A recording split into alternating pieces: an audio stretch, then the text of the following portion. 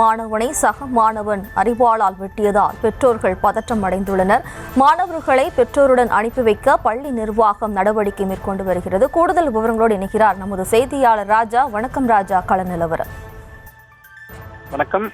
Palayamkottai rosemary பள்ளியில் ஒரே வகுப்பில் படிக்கும் இரு மாணவர்களுக்கிடையே பென்சிலால் ஏற்பட்ட தகராறில் 8ஆம் வகுப்பு படிக்கும் மாணவர் உடன் படிக்கும் மற்றொரு மாணவரை அரிவாளால் வெட்டிய காயம்பட்ட மாணவர் தனியார் மருத்துவமனையில் அனுமதிக்கப்பட்டு சிகிச்சை பெற்று வருகிறார்.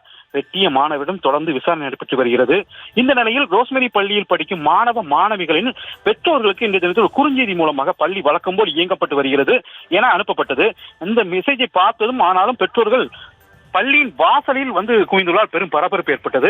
இதனிடையே பள்ளி நிர்வாகத்துடன் பெற்றோர்களும் பேச்சுவார்த்தை நடத்தினர். ஆனாலும் பெற்றோர்கள் எங்களது குழந்தைகளை எங்களிடம் காண்பீங்கள் என கோரிக்கை வைத்தனர்.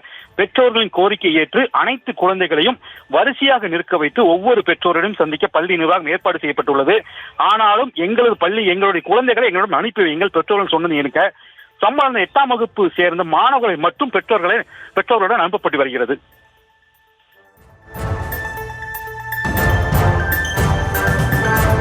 விவரங்களுக்கு நன்றி ராஜா.